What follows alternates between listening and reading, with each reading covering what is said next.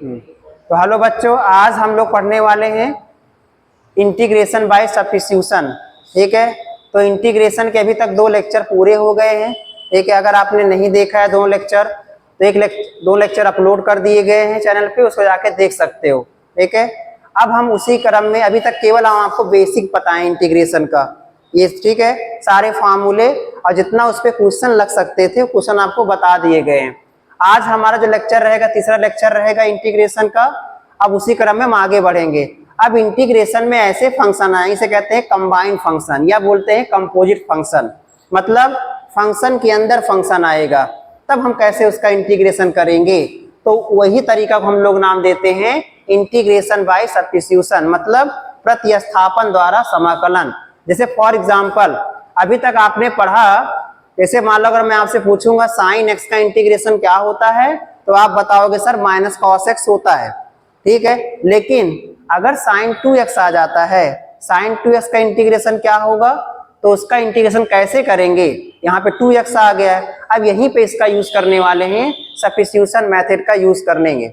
अगर for example और लेता हूं, अगर मैं कहूं e की पावर x का इंटीग्रेशन e की पावर x होता है, लेकिन अगर e की पावर 2x + 3 आ गया, तब इसका इंटीग्रेशन क्या होगा। सर हमको 2x + 3 को हटाना पड़ेगा पहले। ठीक है, तो कहने मतलब फंक्शन के अंदर फंक्शन आने वाला है। ठीक है, तो आज का जो हमारा टॉपिक रहेगा क्या रहेगा, वो इंटीग्रेशन बाय सब्स्टिट्यूशन, प्रतिस्थापन द्वारा समाकलन। इंटीग्रेशन बाय सब्स्टिट्यूशन, ठीक है, जिसको हम बोल सकते हैं प्रतिस्थापन द्वारा समाकलन, प्रतिस्थापन द्वारा समाकलन। ठीक है, ये तो जो मैंने बताया अपनी बात को उसी को हम एक यहाँ लगा के दिखाते हैं। तो मैंने आपको बताया कैसे, अगर जब मैं पूछूंगा integration of sine x dx, तो आपने सर बता दिया माइनस कॉस एक्स प्लस सी होता है। या अगर मैं आपसे कहूं इंटीग्रेशन ऑफ e की पावर x क्या होता है, तो आप बताओगे सर e की पावर x प्लस सी होता है। ठीक है, ये इतना अभी तक आप समझते आए, ये भी बेसिक फार्मूला है। लेकिन अब जैसे मैंने थोड़ा सा ट्विस्ट किया, सर इंटीग्रेशन ऑफ 2x क्या होगा। ठीक है, अब इसका इंटीग्रेशन अगर मैं कहूं सर इंटीग्रेशन x/2 क्या होगा, अब मैं अगर इसका पूछूंगा, तो अगर कोई बच्चा ऐसा दिमाग लगाए, सर कितना आसान है, साइन 2x को इसके अकॉर्डिंग बैठा देते हैं, तो इसका आंसर क्या हो जाएगा, cos 2x + c हो जाएगा। नहीं, ये रॉन्ग हो जाएगा, ऐसे कभी दिमाग मत लगाना। या आपका मन करे सर इसमें भी लगा सकते हैं, क्या करोगे, साइन x/2 का इंटीग्रेशन क्या होगा, cos x/2 हो जाएगा और प्लस में c। नहीं, ये भी गलत हो जाएगा, ऐसे कभी नहीं करना डायरेक्टली आपको। ओके, समझ रहे हो। ऐसे इसका अगर मैं कहूँ e की पावर x का इंटीग्रेशन क्या होता है, e की पावर x + c होता है। अब मैं क्वेश्चन चेंज कर देता हूँ, अगर e की पावर आ गया 2x + 3 आ गया, अब इसका इंटीग्रेशन क्या होगा, तब कैसे करोगे। ठीक है, तो कैसे करोगे, सर इसी अकॉर्डिंग बैठा देंगे 2x + 3 + c। नहीं, ये भी गलत हो जाएगा, ऐसे नहीं करना है। ठीक है, जब इस तरह के सवाल आ जाएं तो समझ जाना, ठीक है, कि उसमें क्या कौन सा रूल अपनाना है, हमको इंटीग्रेशन बाय सब्स्टिट्यूशन लगाना है। मतलब इसका क्या मतलब है, किसी तरह हमको इसको सिंगल वेरिएबल में चेंज करना है।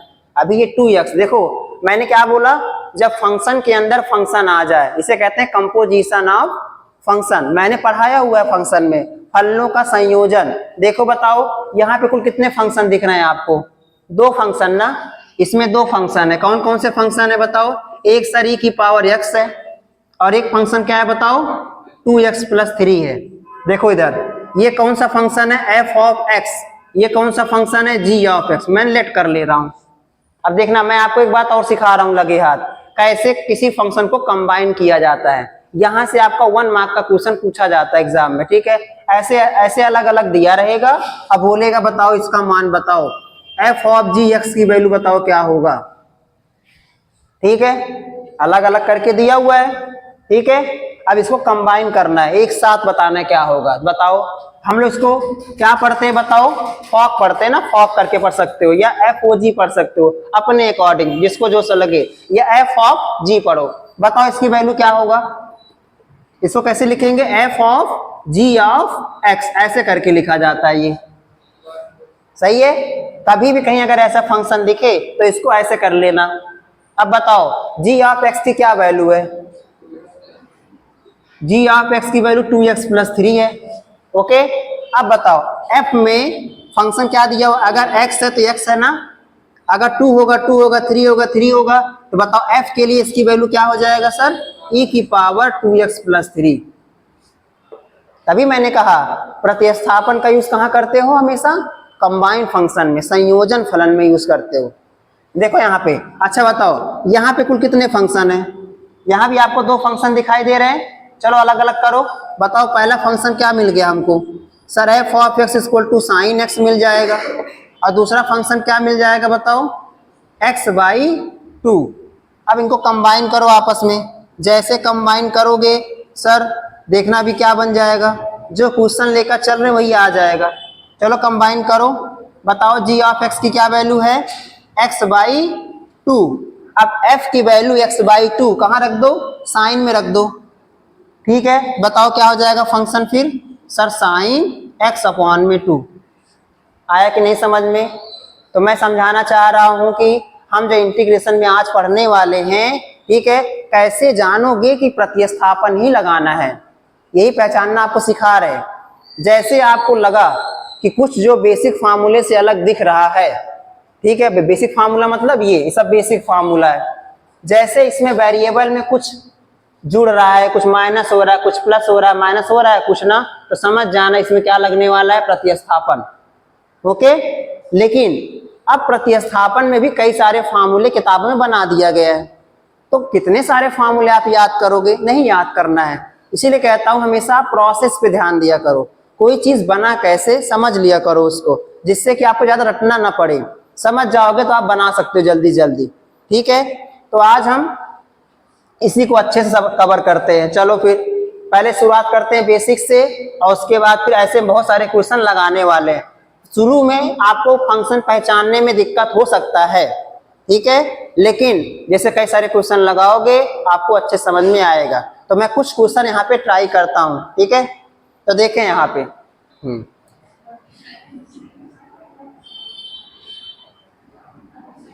हाँ, तो यहाँ पे देखेंगे, तो जैसे कि मैंने बताया अगर हमको करना है साइन 3x का इंटीग्रेशन करना है तो कैसे करेंगे, तो हम, ठीक है, कैसे करेंगे, देखो प्रोसेस क्या होगा, प्रोसेस प्रक्रिया पे ध्यान देंगे, जो कंबाइंड फंक्शन ध्यान देना।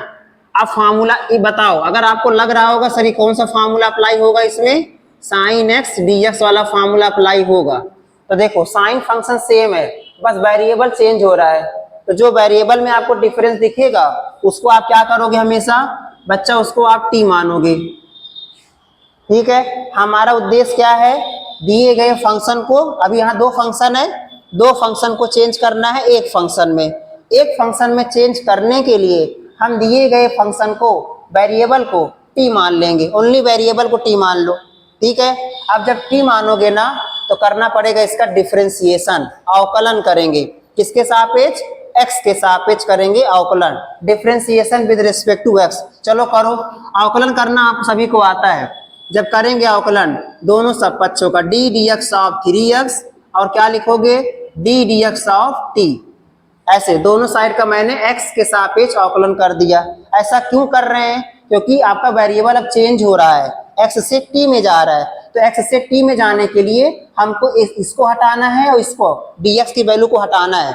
ठीक है, ध्यान देना इंटीग्रेशन में हमेशा जो वेरिएबल यहाँ होना चाहिए वही यहाँ पर भी होना चाहिए। अगर यहाँ y होगा तो यहाँ y होना चाहिए, z है तो z होना चाहिए, ये दोनों सेम टू सेम होना चाहिए। तो इसको तो मैंने t मान लिया है, अब हम कर क्या रहे हैं, इसी dx को चेंज कर रहे हैं dt के फॉर्म में, और dt कब आएगा, जब दिए गए फंक्शन को डिफरेंशिएट करेंगे, तो कर रहे हैं। ठीक है, अब बताओ जब भी किसी वेरिएबल के सामने कोई कांस्टेंट आता है उसको बाहर ले लेते हैं, ठीक है, उसका हम डिफरेंशिएशन नहीं करते हैं, इसको ऐसे लिख लो dt बाई dx लिख लो। ओके, अब बताओ x का डिफरेंशिएशन क्या होता है, सर 1 होता है, तो dt dx आ गया। ओके, तो 3 इक्वल टू क्या आ गया बताओ, dt बाई dx आ गया। ओके, क्रॉस कर लो, तो बताओ यहाँ से हमको dx की वैल्यू फाइंड करना है, तो dx इक्वल टू क्या हो जाएगा बताओ, dt बाई 3 आ जाएगा। आएगा नहीं आएगा? इस मैंने 3 को इधर कर दिया, dx इधर कर दिया, तो dx की वैल्यू आ गई। अब इसकी वैल्यू इसमें पुट करो चलो, तो बताओ फिर कैसे लगेगा बच्चा। Therefore I इक्वल टू क्या हो जाएगा बताओ, साइन 3x, 3x को क्या मानोगे बताओ, t, ओके। और dx के स्थान पे क्या लिखोगे बताओ, dt बाई 3, dx की वैल्यू dt बाई 3। समझ में आ गया इतना? अब देखो, जब यहाँ पे कांस्टेंट है ना वेरिएबल के साथ, इसको बाहर ले लो, 1/3 को बाहर ले लो, साइन t हो गया। अब dt, अब इसका इंटीग्रेशन आप कर सकते हो, सिंगल फंक्शन आ गया। सिंगल फंक्शन मतलब बेसिक फार्मूला अप्लाई कर सकते हो यहाँ पे। बताओ साइन t का क्या आ गया, तो क्या आ जाएगा बताओ, माइनस कॉस t, और प्लस में क्या लगाओगे, c। लेकिन लास्ट में t तो क्वेश्चन में दिया नहीं था, t हमने लेट किया हुआ था, तो t की वैल्यू पुट कर दो। तो जैसे t की वैल्यू पुट करोगे तो माइनस को आगे लगा लो, और कॉस t की वैल्यू क्या है बच्चा, 3x, और प्लस में c, ये जाके आपका आंसर आया। दैट मीन्स इसको आप ऐसे भी करके लिख सकते हो, माइनस कॉस 3x अपॉन में 3 प्लस c, इस तरीके से, ओके। अब देखो यहां से आपको एक पैटर्न नजर आएगा, क्या नजर आया होगा, देखो अगर यहाँ पे 3x था ना, मल्टीप्लाई में था, वही नंबर डिवाइड में आ रहा है, ठीक है। तो इससे एक नया फार्मूला, किताब में नया फार्मूला बना देता, लेकिन आपको फार्मूला नहीं याद रखना है, सीधा से। अब जब जब मैं आपसे पूछूंगा इंटीग्रेशन ऑफ साइन ax क्या होगा, और जब मैं पूछूंगा इंटीग्रेशन ऑफ कॉस bx क्या होगा, ऐसे करके, अगर मैं पूछूंगा इंटीग्रेशन ऑफ tan, ऐसे tan ax क्या होगा, तो बताना है क्या था। जब पूछूंगा इंटीग्रेशन ऑफ साइन x क्या होगा, तो बताओगे सर माइनस कॉस ax, और जो नंबर होगा वो डिवाइड में आ जाएगा। जब पूछूंगा इंटीग्रेशन ऑफ कॉस ax क्या होगा, तो बताओ साइन ax, और जो नंबर होगा वो डिवाइड में आ जाएगा। इंटीग्रेशन ऑफ tan x क्या होता है बताओ, सर होता है log sec x, तो log sec ax, ठीक है। अपॉन में क्या कर देना है इसके बताओ, a कर देना है, इस तरीके से। समझ में आया ना, इस तरीके से ऐसे करना है। लेकिन अब ये वाला हम वेरीफाई करेंगे, ये वाला क्या करेंगे हम लोग, वेरीफाई करने वाले हैं, क्या ये बात सही है कि नहीं सही है, चेक कर लेते हैं, ठीक है। चलो फिर, अगर मैं tan पे एक सवाल आपको देता हूँ, tan 3x का इंटीग्रेशन क्या होगा, आप लगा के दिखाओ मुझे सभी लोग, बताओ इसका आंसर क्या होगा। ये बहुत अच्छे समझ में आ गया होगा सभी को, ठीक है। अब आप सभी लोग इंटीग्रेशन ऑफ tan 3x मुझे करके दिखाएं, बताओ इसकी वैल्यू क्या आएगा, ठीक है। क्या ये फार्मूला मैंने सही लिखा है, इसके अकॉर्डिंग बताएं।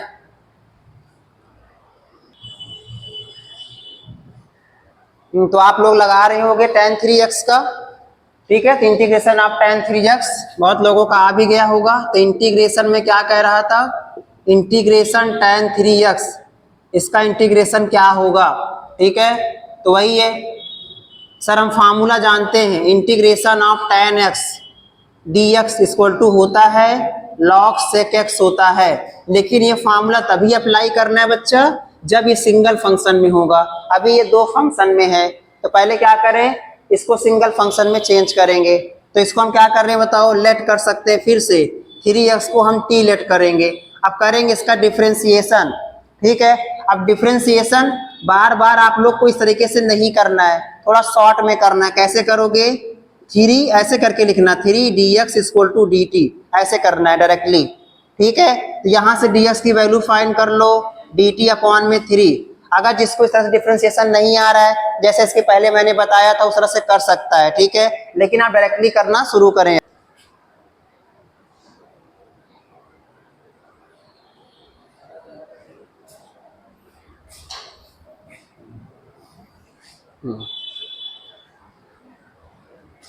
हाँ, तो इसी तरह अगर मैं आपको बताऊंगा कि integration of sine x upon a क्या होगा बच्चा, integration of cos x upon a क्या होगा, integration of tan x upon a क्या होगा। तो बताओ क्या क्या होगा इसका इंटीग्रेशन सभी का, ठीक है। साइन का बोलेंगे तो क्या लिखोगे बताओ, माइनस कॉस x अपॉन में ए बी सी मतलब कोई नंबर होगा, ठीक है। ये लेकिन देखो जो डिवाइड में होगा नंबर वो मल्टीप्लाई में आ जाएगा, और प्लस में सी, बस यही करना, तरीका यही होगा लगाने का। ऐसे कॉस का इंटीग्रेशन क्या हो जाएगा सर, ये हो जाएगा साइन x अपॉन में a, ठीक है। और जो मल्टीप्लाई में नंबर होगा वो, और जो डिवाइड में होगा नंबर उसको आगे लिखना है मल्टीप्लाई के साथ, ठीक है। आगे इसका क्या करोगे सर, tan x का इंटीग्रेशन log sec x होता है, पहले इसको लिख दो और जो नंबर नीचे होगा वो आगे लग जाएगा, इस तरीके से सभी में ऐसे करके। ठीक है, अब आता e की पावर x वाला। ठीक है, अब मैंने बताया था सर e की पावर x का इंटीग्रेशन क्या होता है, बताओ। e की पावर x का e की पावर x प्लस c होता है। देखो यहाँ पर भी अगर मैंने ऐसे लिखा 2x प्लस 3 लिखा या ऐसे लिखा 2x, अगर मैं e की पावर 2x लिखा हूं तो बताओ क्या होगा सर, वही होगा e की पावर 2x, जो नंबर मल्टीप्लाई में होगा वह डिवाइड में आ जाएगा। लेकिन अगर मैं इसको ऐसे करके लिख दूं, x/2 करके लिख देता हूं मैं, ठीक है, तो बताओ क्या होगा, जो नंबर डिवाइड में होगा वो नंबर किस में आ जाएगा, बताओ, मल्टीप्लाई में आ जाएगा। इस तरीके से मतलब ये छोटे छोटे सवाल आपको डायरेक्टली आंसर बताना पड़ेगा, क्योंकि अभी बहुत बड़े बड़े सवाल आने वाले हैं और वहां पे जैसे सब इनपुट करेगा तुरंत आपको डायरेक्टली फार्मूला पता होना चाहिए। ओके, इस तरह से करना है। इसको वेरीफाई कर लो सभी लोग, क्या है मैंने सही लिखा है, वेरीफाई कर लो। x/2 को t मानोगे, ठीक है, 2dx आ ही जाएगा, वैल्यू रखोगे आ जाएगा, सॉल्व करोगे। ठीक है, जिसमें भी आपको डाउट हो आप सिंपल वही t मान के लगाओ, इसको t मान लो, इसको t मान लो, सॉल्व कर लो। ऐसे बताओ। एक बात और बता रहे, अब लॉग वाला अगर बात करें बच्चा, देखो लॉग वाला केस में थोड़ा गलती करते हो सभी लोग। अब देखो ये सवाल, अगर मैं कहूं इंटीग्रेशन ऑफ, अगर मैं इंटीग्रेशन आप क्या करूंगा, ए इधर पहले e की पावर वाला खत्म कर लेते हैं। अगर इंटीग्रेशन आप ax प्लस बी करूंगा, देखो इधर इंटीग्रेशन आप e की पावर ax प्लस बी, अगर इस तरह कोई क्वेश्चन आता है तो क्या होगा इसका आंसर सर, e की पावर x का e की पावर x। और देखो वेरिएबल में जो नंबर मल्टीप्लाई में होगा वो डिवाइड में आ जाएगा और प्लस में क्या आएगा, c आ जाएगा। ओके, इसका मतलब सर अगर वेरिएबल के साथ कोई कांस्टेंट जुड़ता है, ठीक है, तो उस पर कोई फर्क नहीं पड़ेगा। देखो चलो प्रूफ करते हैं। चलो मैं एक सवाल लेता हूं, ये सवाल आपके एग्जाम में आया हुआ है बच्चा, 1 नंबर में, इसका इंटीग्रेशन करना है e की पावर 2x प्लस 3 dx, इसका इंटीग्रेशन करना है। चलो करते हैं, क्या करोगे बताओ, आपको पता चल गया ना इसमें कौन सा फार्मूला अप्लाई करोगे सर, e की पावर x वाला, ये वाला फार्मूला अप्लाई करोगे। तो ये वाला फार्मूला तभी अप्लाई होगा बच्चा जब सिंगल वेरिएबल में आएगा, सिंगल फंक्शन में आएगा। चलो पहले सिंगल फंक्शन में चेंज करो। सिंगल फंक्शन में चेंज करने के लिए क्या करेंगे, हम इसको 2x प्लस 3 को क्या लेट कर लेंगे बताओ, t लेट कर लेते हैं। इसको जैसे लेट करेंगे करना पड़ेगा इसका डिफरेंशिएशन।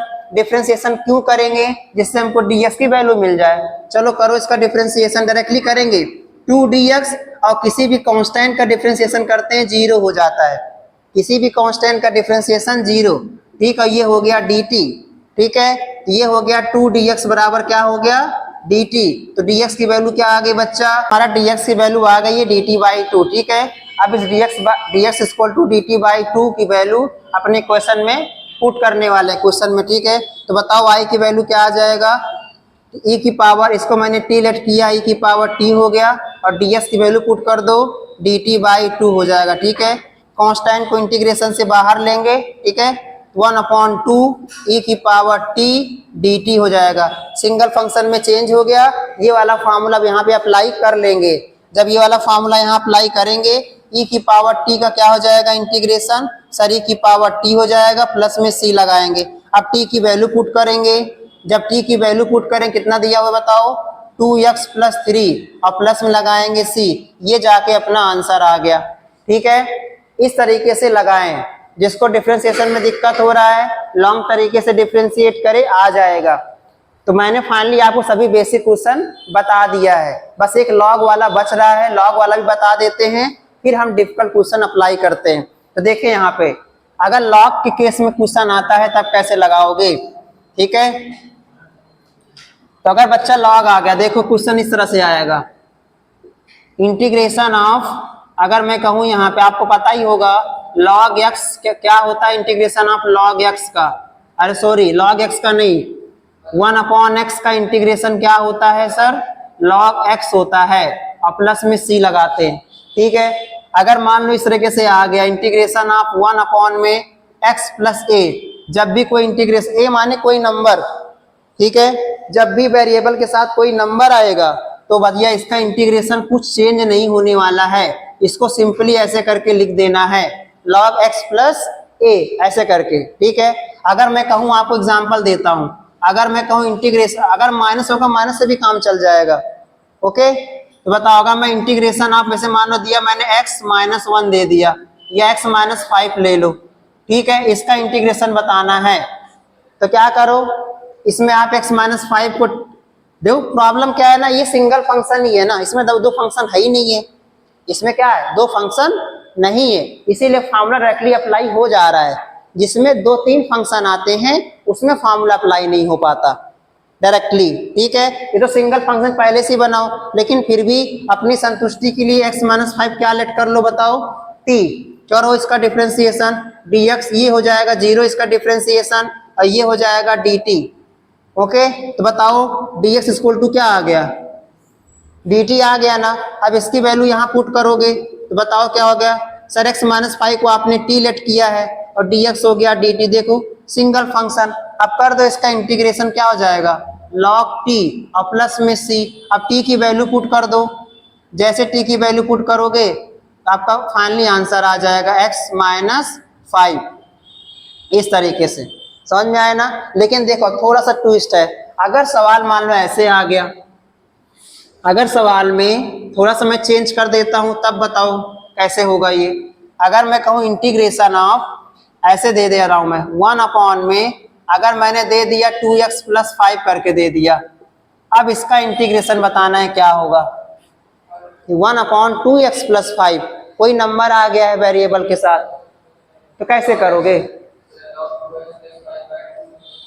तो देखो कुछ लोग का दिमाग लग रहा होगा सर ऐसे लगा देते हैं जो मल्टीप्लाई में है डिवाइड में, तो चलो कुछ लोग का दिमाग काम कर रहा होगा, सही काम करते जो अभी आपने बताया उसी तरीके से बताते हैं। क्या होगा इसका आंसर, लॉग आपने किया 2x प्लस 5 ये हो गया, और जो मल्टीप्लाई में था वो कहाँ जाएगा, इसके डिवाइड में आएगा, हाँ पूरे के डिवाइड में आ जाएगा। ठीक है, ऐसा ही कह रहे हैं। ठीक है, सभी लोग ये दिमाग में आ रहा होगा सभी के, जो मल्टीप्लाई में होगा ये। लेकिन देख तो प्रूव करते हैं, चलो इसको आता है कि नहीं। अभी देखो बच्चा, हम क्या कह रहे हैं, ध्यान देना, x के साथ कोई नंबर नहीं होना चाहिए। अगर तुम इसको ही मान लो 2x प्लस 5 को t मान लो, तुम्हारा ऐसा मन कर रहा है, देखते हैं क्या आता है। ठीक है, कभी कभी गलत भी प्रैक्टिस कर लेना चाहिए, देखते हैं कोई ना कुछ रिजल्ट मिलेगा ही। करो इसका डिफ्रेंसिएशन, 2dx 5 का हो जाएगा डिफ्रेंसिएशन 0, और ये हो जाएगा dt, तो dx की वैल्यू क्या आ गई, dt अपॉन में 2 आ गया। सही है, अब इसकी वैल्यू इसमें पुट करो तो y इक्वल टू क्या आ जाएगा 1 अपॉन में t, और dx की वैल्यू क्या हो गया बताओ dt, और 1 अपॉन t का क्या होगा बताओ, सॉरी dt बाई 2। यहाँ पर आप dt की dx की वैल्यू रख दिए dt बाई 2, और 2 को मैंने बाहर निकाल लिया, ये हो गया log t, और आपने क्या किया t की वैल्यू पुट कर दिया, t की वैल्यू क्या है बताओ 2x प्लस 5, आया कि नहीं। ठीक है, एक तरीका तो ये था, लेकिन अगर जिसको बिना माने ही लगाना है, जिसको चाहिए कि हमको प्रतिस्थापन नहीं लगाना है, एक तरीका और भी है लगाने का, क्या कर सकते थे बताओ। ये देखो ये सवाल, अगर मैंने ये सवाल आपको दिया था 2x प्लस 5 dx, ठीक है, देखो क्या कर सकते, मैंने क्या कहा, ये फार्मूला अप्लाई तभी होगा, ये वाला फार्मूला, जब x के साथ कोई नंबर नहीं होना चाहिए। ध्यान देना, कोफिशिएंट हमेशा 1 होना चाहिए। तो क्या करो, हम 2 कॉमन कर ले रहे हैं, क्या करो बताओ 2 को कॉमन कर लो, जैसे 2 को कॉमन करोगे तो 1 अपॉन 2 बाहर आ गया। एक काम करें, मैं एक बार लिख देता हूं, मैं इसको ऐसे करके लिख सकता हूं कि नहीं बताओ, ऐसे लिख सकता हूं, जब मैं 2 कॉमन करूंगा, यहाँ तो 2 है नहीं, डिवाइड में लिखना पड़ेगा। सही है, अब इस 1 अपॉन 2 को बाहर ले लो, 1 अपॉन 2 को इंटीग्रेशन से बाहर, तो 1 अपॉन x प्लस 5/2 हो गया dx। अब देखो ये वाला फार्मूला यहाँ अप्लाई कर सकते हो। अब तो बताओ क्या लिखोगे इसको पूरा, 1 अपॉन 2, और इसको लिखोगे log x प्लस 5/2, और प्लस में क्या लिखोगे c। या तो ऐसे लिख लो, बात वही है, या तो ऐसे लिख लो या तो ऐसे लिख लो, ये भी एक तरीका है, ये भी एक तरीका है। तो मान लो ये सवाल किसी किताब में दिया हो, ये भी आंसर दे सकता है, ये भी आंसर दे सकता है। बात समझ में आ रहा है ना, इस तरीके से आपको समझना पड़ेगा। अब ये सब एक नंबर का प्रश्न चल रहा है। अब हम कुछ क्वेश्चन आपके सामने यहाँ लिख रहे हैं, अच्छे अच्छे क्वेश्चन, और उसको प्रतिस्थापन सब्स्टिट्यूशन मेथड से मान मान के लगाना है। चलो कुछ क्वेश्चन देता हूँ इसको। हाँ बिल्कुल आएगा। अब देखो अगर इसको तुम सॉल्व करोगे तो आपका जो आंसर आ रहा है बताओ क्या आएगा। 2x + 5y क्या आएगा, 2 आएगा प्लस c आएगा, यही तो ना। लेकिन अब लॉग का रूल लगा सकते हो इसमें। अब लॉग का रूल लगाओगे 2x + 5 हो गया, और उसके बाद फिर माइनस क्या हो जाएगा, log 2 हो जाएगा, और ये प्लस c हो जाएगा। तो होगा क्या, ये c क्या है, कांस्टेंट है, और नंबर भी क्या है बताओ, कांस्टेंट है। ये दोनों मिलके एक नया कांस्टेंट बना लेंगे, ठीक है ना। तो आंसर आपका यही आने वाला है केवल वो, ठीक है, क्योंकि ये सी फिक्स नहीं है। क्या होगा, प्रॉब्लम यही है, सारा मामला सी है। जब भी कोई नंबर आ जाता है ना, सी अपने अंदर समा लेता है उसको, ठीक है। इस वजह से अब इसका अगर तुम इसका करो डिफ्रेंसिएशन, अगर तुम करोगे डिफ्रेंसिएशन ना, इतना यही आएगा आंसर। क्यों, क्योंकि है तो कांस्टेंट ही, और कांस्टेंट का अवकलन क्या हो जाएगा, 0 हो ही जाएगा। तो इसके होने ना होने से कोई फर्क नहीं पड़ रहा है, इसीलिए तो इंटीग्रेशन में सी लगाया जाता है। यही रीजन है, क्योंकि वैल्यू क्या होगा पता है ही नहीं, ठीक है ना। इसमें समझ रहे, ये भी आंसर हो सकता है, ये भी आंसर हो सकता है, लेकिन क्वेश्चन तो केवल एक ही होगा, ठीक है। तो इंटीग्रेशन में आंसर कई सारे आ सकते हैं, लेकिन सारे आंसर का क्वेश्चन एक ही होगा। इसी चीज को दूर करने के लिए सी लाया गया है, ठीक है। चलो ठीक है, कुछ क्वेश्चन दे रहा हूं, उसको ट्राई करेंगे। कुछ नोट करना है इसमें, कुछ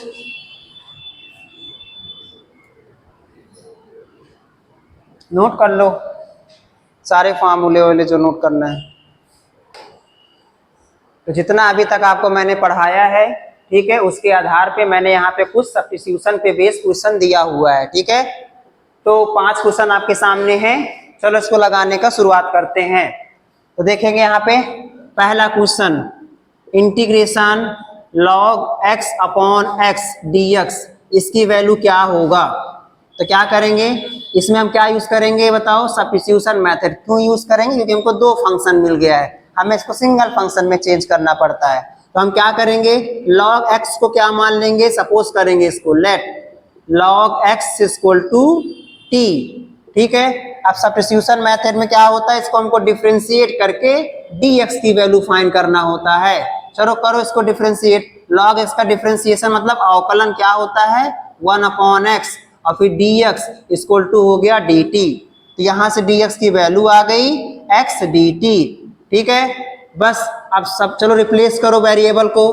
तो y = log x को हमने t लेट किया, t लिख दिया, और ये x हो गया, और dx की वैल्यू पुट करेंगे x dt, ओके। x से x कैंसिल आउट हो गया, तो y = क्या आ गया, t dt, सिंगल फंक्शन में चेंज हो गया। आप सभी को पता है फार्मूला, x⁴n dx वाला फार्मूला पता है, n+1/n+1 और प्लस में c, यहाँ पावर 1 है। तो इस फार्मूला के अकॉर्डिंग इसका आंसर क्या हो जाएगा सर, t²/2, और ये हो जाएगा प्लस c, ठीक है। अब t की वैल्यू पुट कर दो, क्योंकि हमने t खुद से एज्यूम किया था।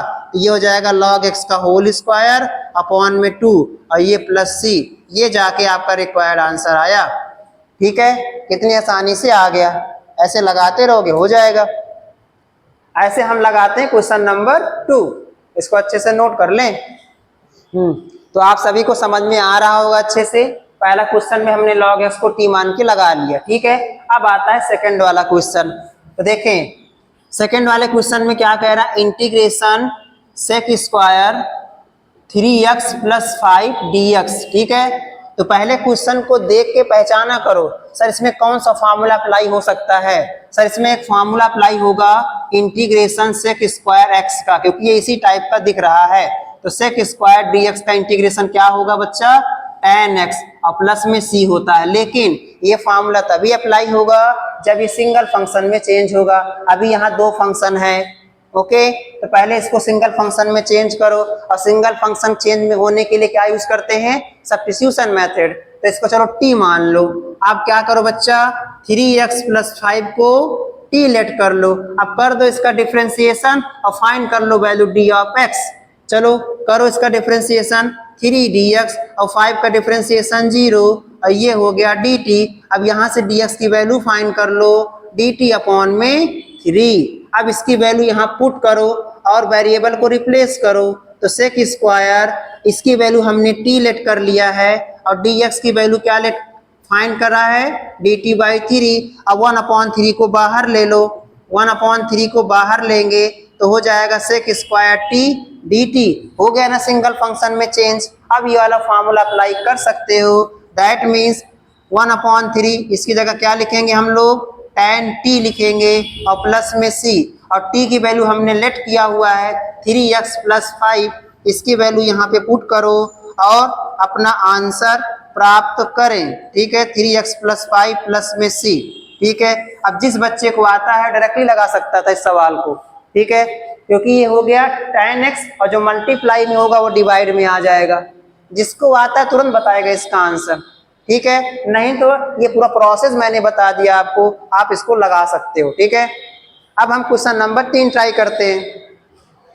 तो हम धीरे धीरे टफ क्वेश्चन की तरफ बढ़ रहे हैं बच्चा लोग। ठीक है, इजी टू हार्ड क्वेश्चन की तरफ। अब देखो ये वाला क्वेश्चन, और ये इंपॉर्टेंट है बोर्ड एग्जाम के लिए, ये पूछा गया है कई बार। ठीक है, ये वाला सवाल तो देखते हैं कैसे लगाएंगे। Integration x tan inverse x square upon में 1 + x⁴ dx। ठीक है, अब इसमें लगाना, इसमें तो कई सारे फंक्शन दिख रहे हैं। ठीक है, कई सारे फंक्शन है, पहले इसको हमको चेंज करना पड़ेगा सिंगल फंक्शन में। तो हम क्या करेंगे, इसको हम मान लेंगे t, इतने को खाली tan इनवर्स x स्क्वायर को, तो लेट करेंगे मतलब सब्स्टिट्यूशन मेथड लगाने वाले हैं। tan इनवर्स x स्क्वायर को हमने t मान लिया। अब करते हैं इसका डिफरेंशिएशन। ठीक है, अब आपको पता है sir d dx of tan inverse x का डिफरेंशिएशन क्या होता है, 1/1 + x² होता है, ये डिफरेंशिएशन। चलो यहाँ अप्लाई करो, बताओ क्या हो जाएगा, 1/1 + x² का स्क्वायर लगाएंगे, बिकॉज x के स्थान पे क्या है यहाँ पे बताओ, x² है, तो यहाँ पे रख देंगे x² का स्क्वायर। ओके, और ये हो गया dx। अब देखो फिर से, अभी हम x² को अगेन करेंगे डिफरेंशिएशन, अभी खत्म नहीं हुआ है। ठीक है, x² का अगेन डिफरेंशिएशन क्या होगा बच्चा, 2x, और ये हो जाएगा फिर साथ में क्या लगाओगे, dx = हो जाएगा dt। अरे कंबाइंड फंक्शन आ गया, कंपोजिट फंक्शन, तो पहले tan का रूल लगा लिया और फिर मैंने x² का डिफरेंशिएशन कर दिया 2x, और उसके बाद विद रिस्पेक्ट टू किसके कर रहे हो, x के सापेक्ष अवकलन बराबर dt। अब यहाँ से हमको dx की वैल्यू फाइंड करना है, पहले इसको अरेंज कर लो, 2x अपॉन में 1 + x⁴ आ गया, और ये आ गया dx = dt।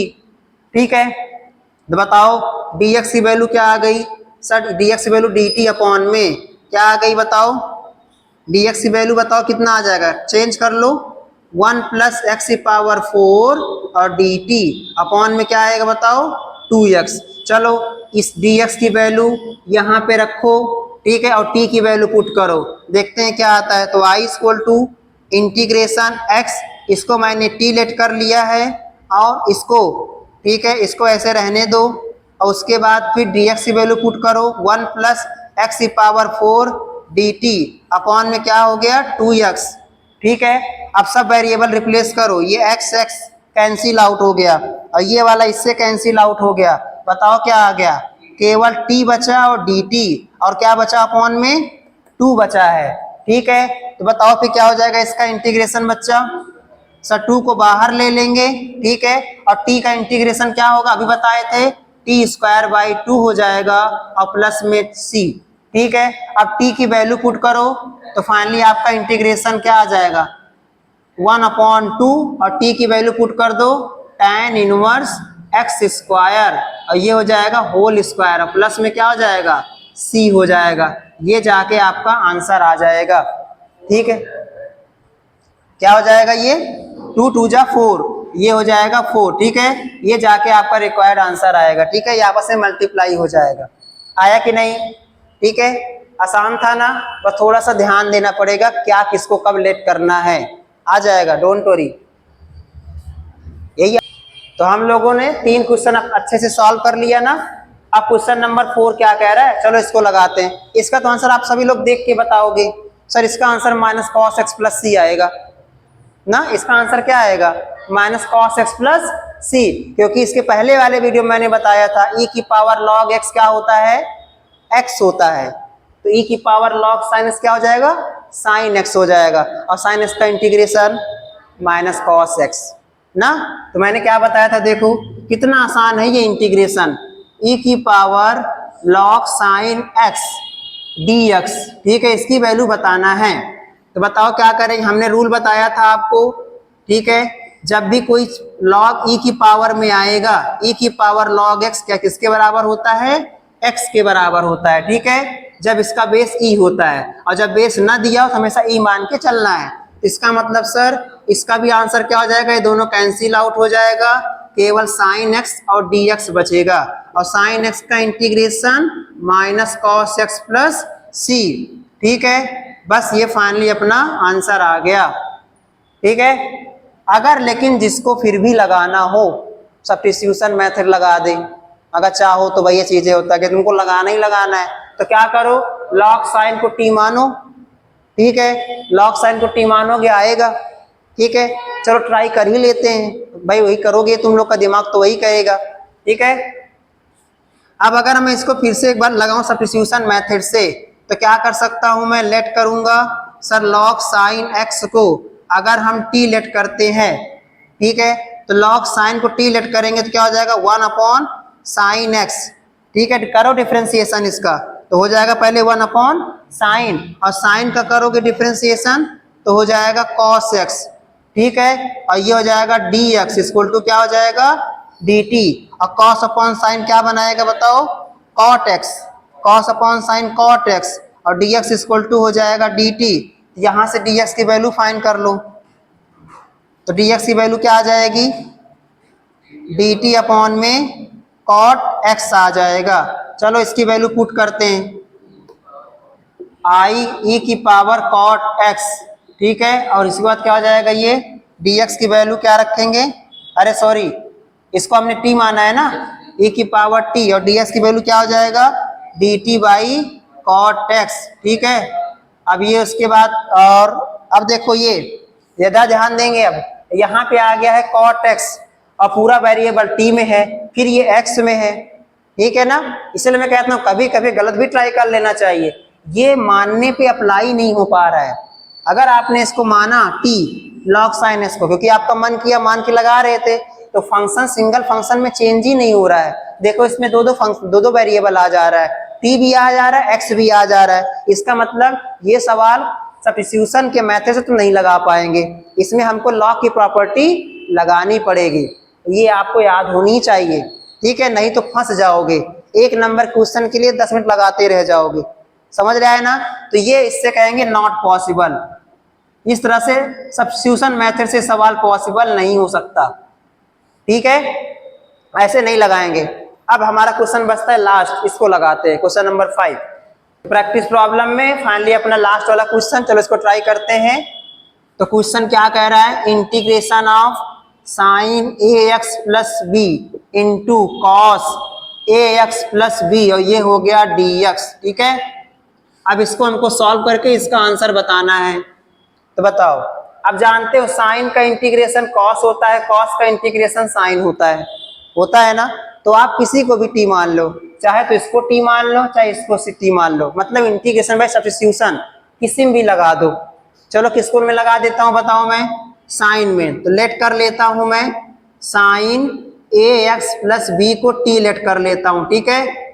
अब चलो बताओ इसका डिफरेंशिएशन क्या होगा, सर साइन का डिफरेंशिएशन होता है cos a x plus B, ठीक है। अब ए एक्स प्लस बी को अगेन करना पड़ेगा डिफरेंशिएशन, तो बताओ क्या हो जाएगा, सर एक्स का 1 हो जाएगा, केवल ए बचेगा, और बी का क्या हो जाएगा बताओ 0, ठीक है, और ये हो जाएगा d x equal to d t, combined function है ये, ठीक है। तो पहले साइन का डिफरेंशिएशन कॉस और ए एक्स प्लस बी का डिफरेंशिएशन करेंगे ए, ठीक है, तो क्या आ जाएगा, ये ए को आगे ले लो, ए cos a x plus b, और ये डी एक्स इक्वल टू हो जाएगा डी टी, ठीक है।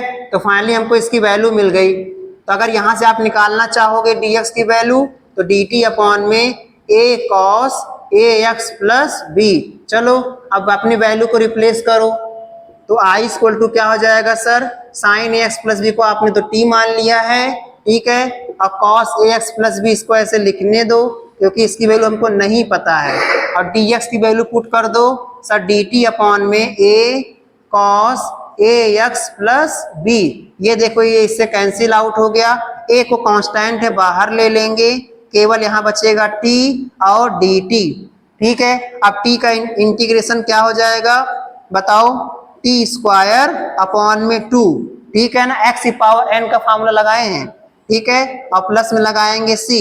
अब वैल्यू पुट कर दो, ये दोनों मल्टीप्लाई कर लिए, टी की वैल्यू क्या है बताओ, साइन टी की वैल्यू पुट करो साइन ए एक्स और प्लस में बी, और ये हो गया होल स्क्वायर, अगर होल स्क्वायर तो यहाँ भी स्क्वायर लगा सकते हो, ठीक है, या जैसे प्लस में सी, ये जाके आपका आंसर आया है, ठीक है। कितने आसानी से सवाल आ गया। तो हम लोगों ने आज बहुत अच्छे से इंटीग्रेशन बाय सब्स्टिट्यूशन बहुत अच्छे से पढ़ा है। अभी मैं आपको कुछ क्वेश्चन और भी प्रैक्टिस आगे कराऊंगा, नेक्स्ट लेक्चर में हम लोग दोबारा मिलने वाले हैं। अब आप सभी का काम क्या है, इस सवाल को आप इसको टी मान के लगा लेना, cos एक्स प्लस बी को टी मान के लगा लेना, फिर भी यही आंसर आएगा, ठीक है ना। सभी लोग ट्राई करें, और कुछ क्वेश्चन आप सभी लोग अपनी किताबों से एनसीईआरटी जिसके पास जो भी किताब हो उस सवाल को अच्छे से लगाए, कई बार आ जाएगा, ठीक है। तो मिलते हैं नेक्स्ट लेक्चर में बहुत जल्दी, थैंक यू।